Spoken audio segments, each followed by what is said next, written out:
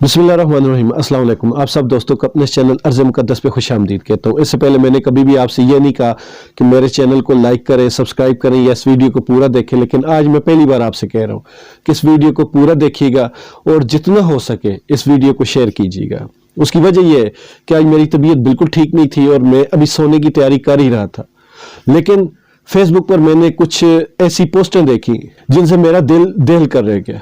उसकी वजह यह है कि मेरा ये चैनल पाकिस्तानियत पर है और मैं खुद पाकिस्तान के साथ जुनून की हद तक मोहब्बत करता हूँ। तो मेरे जैसा बंदा ये चीज़ें बर्दाश्त नहीं कर सकता। मेरे लिए वाकई बहुत ही ज़्यादा खौफनाक किस्म की सूरत हाल थी। तो मैंने फ़ौरन से सोचा कि इस पे वीडियो बनाऊं और इस मौजू पर मैं पहले 4 महीने पहले एक वीडियो बनाई भी थी, लेकिन मैंने फिर डिलीट कर दी। मैंने कहा शायद लोगों को समझ नहीं आएगी, लेकिन अब वो वक्त है, आज आपको मेरी वो बातें समझ आएं जो 4 महीने पहले मैंने वीडियो डिलीट कर दी थी। ये एक छोटी सी कहानी है, पहले मैं आपको वो सुनाता हूँ, उसके बाद फिर आपको मेरा असल पॉइंट समझ आ जाएगा। 2008 की बात है। 2008 के दिसंबर में हज मुबारक के दिन थे, तो हमारी कंपनी ने हमें हज पे जाने से मना कर दिया। 3rd क्लास की कंपनी थी, उन्होंने हमारे जितने भी डॉक्यूमेंट्स थे वो अपने पास रख लिए। लेकिन हम 4 दोस्त थे, हमने सोचा कि हज का एक वक्त मुकर्रर होता है, अगले साल क्या पता हमारे पास कोई मसला हो, बीमारी हो, कुछ भी हो, हम ना जा सकें, तो हमारा तो 2 साल का कॉन्ट्रैक्ट है वो ख़त्म हो जाएगा, फिर हज उम्रा किए बगैर हम चले जाएंगे।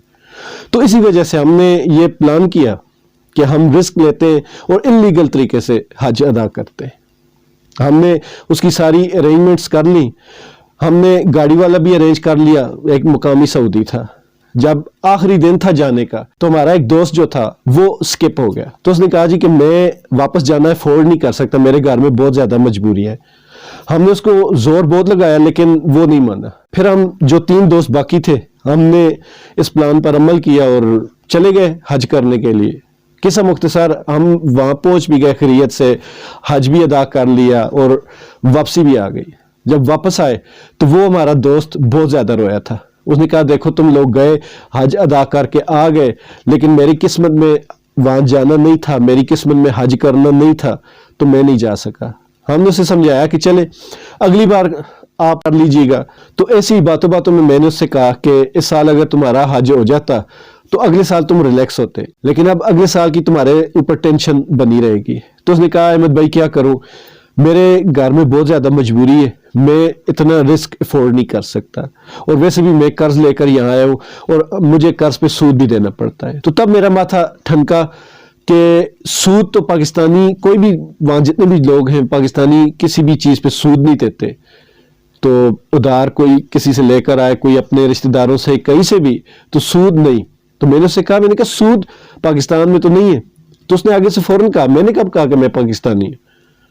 तो मुझे हैरत का एक और शदीद झटका लगा।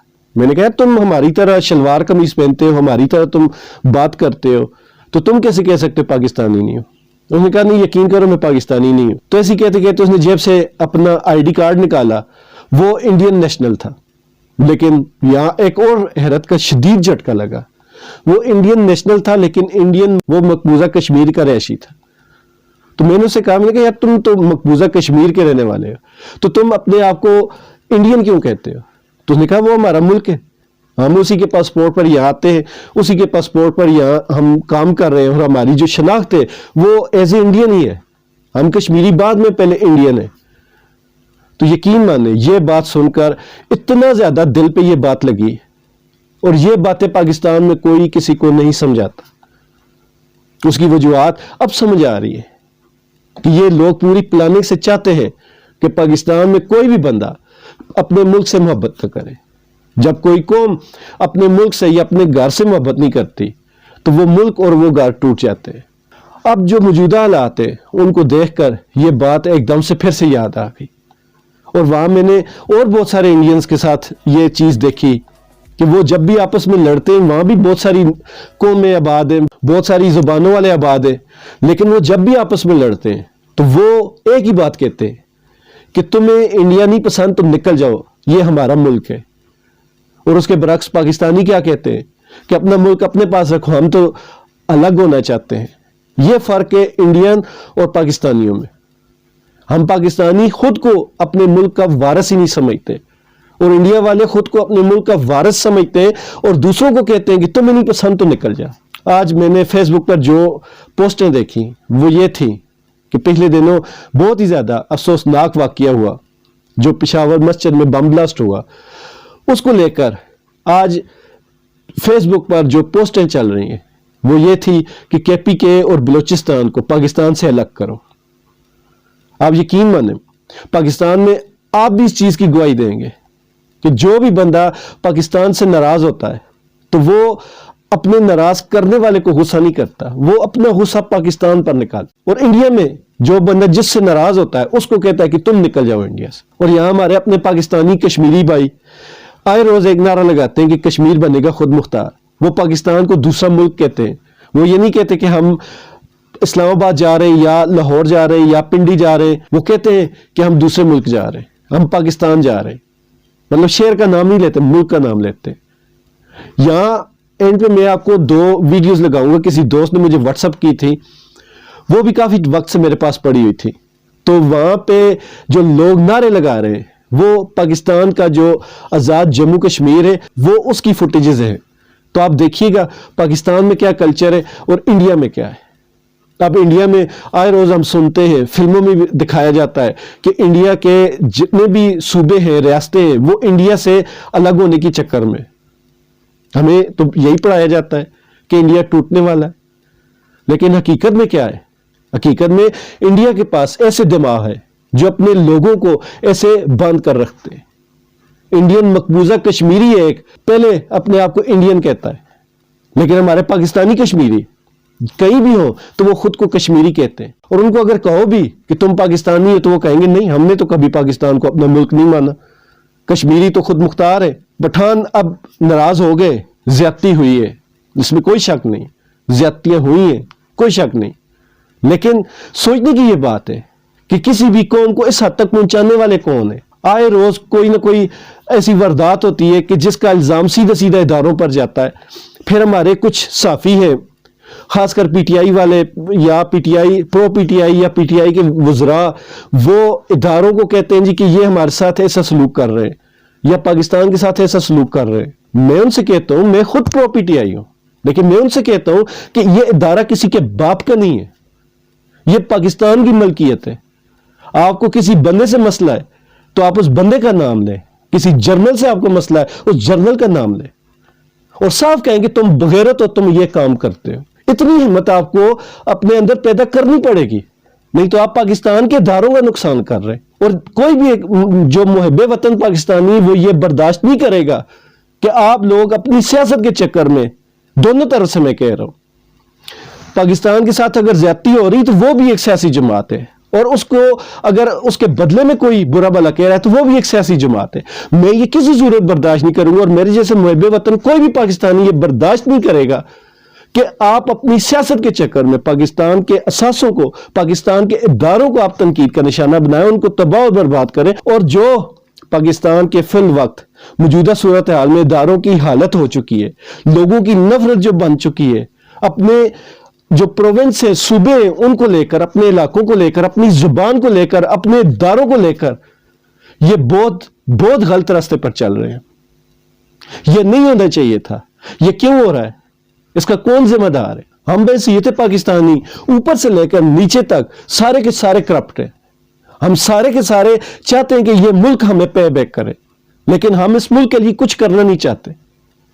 آپ لوگوں کو قدر تب آئے گی جب آپ اپنی آزادی کو کھو دیں گے، تب آپ کو قدر آئے گی۔ یہ ملک ہے، اس ملک کے ساتھ محبت کیجئے، اس ملک کے ساتھ پیار کیجئے۔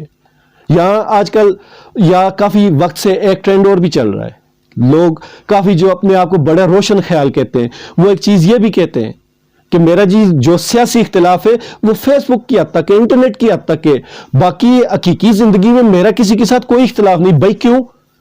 ایک بندہ ملک کو نقصان پہنچائے اور آپ اسے یرانے بھی لگائے رکھے اور کہیں جی کہ اس ملک میں انقلاب آئے۔ انقلاب تب آئے گا جب آپ چور کو چور کہنا سیکھیں گے، جب آپ کرپٹ کو کرپٹ کہنا سیکھیں گے، جب آپ کسی بھی غلط فیصلے پہ، غلط حکم پہ، کسی بھی غلط چیز پر آپ کھڑے ہو جائیں گے، تب آپ کو پاکستانی کہلانے کا حق ہے۔ وہ جو انڈین جواب ہے میں وہ آج ان سارے پاکستانیوں کو کہتا ہوں کہ تم لوگوں نے نہیں رہنا تو اس ملک کو گالی دینے کا آپ کو حق نہیں، آپ دفع ہو جائیں یہاں سے۔ آئے روز دیکھو، جس کو دیکھو پاکستان کو گالی دیتا ہے۔ بھئی آپ نے پاکستان کے لیے کیا ہے؟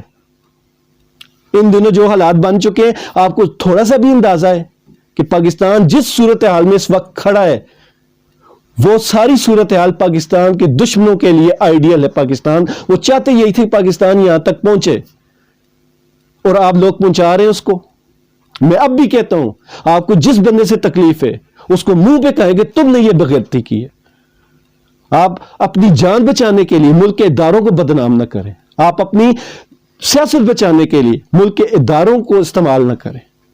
جو بندہ کرپٹ ہے، اور تبدیلی آئے گی بھی ایسے ہی، آپ کی پارٹی میں کوئی بندہ کرپٹ ہے یا آپ کے اداروں میں کوئی بندہ کرپٹ ہے، آپ اس ایک بندے کو پوائنٹ آؤٹ کریں، اس کے اوپر انگلی رکھیں کہ اس کا قصور ہے۔ جب آپ ایک بندے کی وجہ سے کسی گھر کا ایک بچہ خراب ہو، آپ اس کی وجہ سے پورے گھر کو برا بھلا نہیں کہہ سکتے۔ آج وہی ہو رہا ہے۔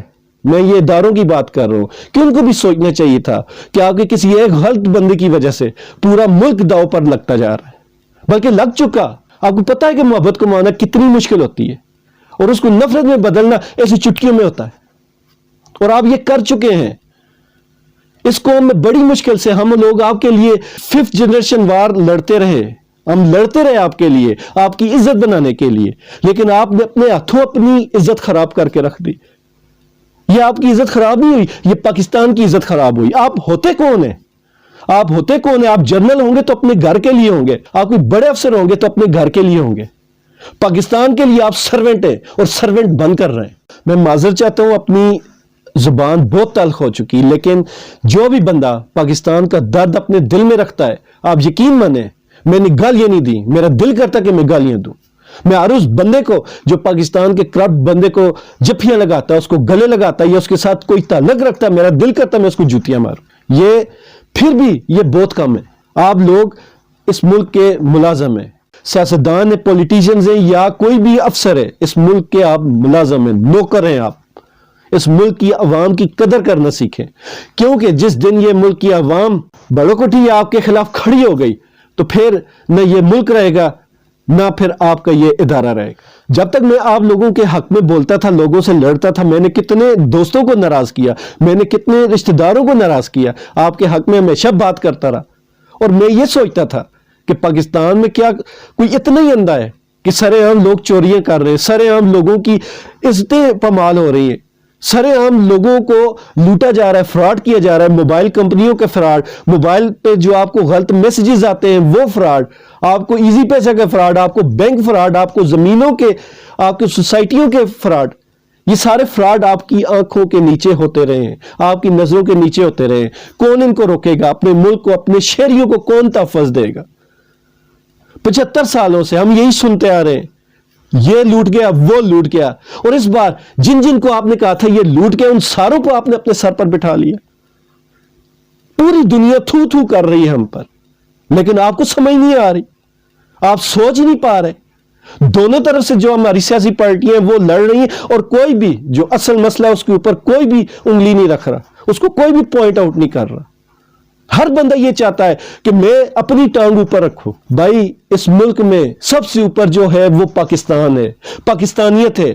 اس کی وجہ یہ ہے کہ یہ اسلام کے نام پر بنا ہے۔ اب بھی وقت ہے آپ ہوش کے ناخن لیں، اور اس جو عوام کو بھڑکایا جا رہا ہے، میں مانتا ہوں کہ وہ لوگ کسی کے ہاتھوں کھیل رہے ہوں گے، ٹرینڈز بنا رہے ہوں گے، لیکن پھر آپ کی وہ جو نمبر 1 انٹیلیجنس کمپنی ہے وہ کہاں ہے؟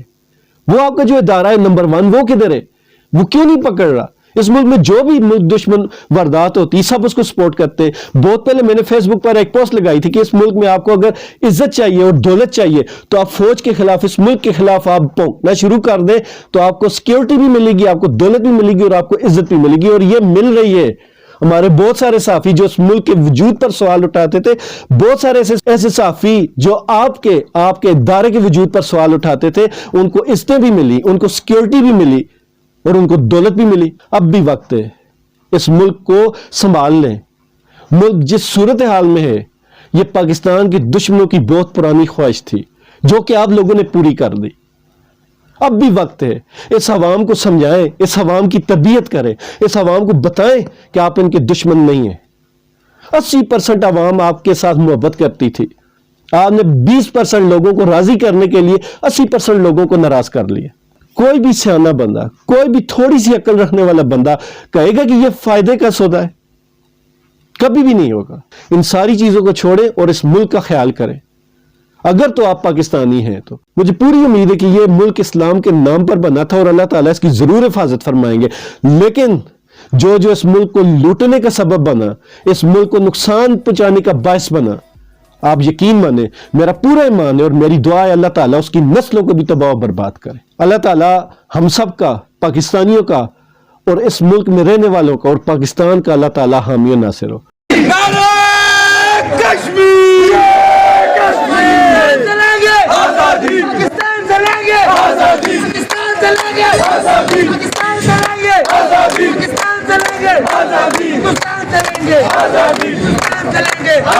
ہم لے کے رہیں گے آزادی، ہم لے کے رہیں گے آزادی، آزادی، آزادی،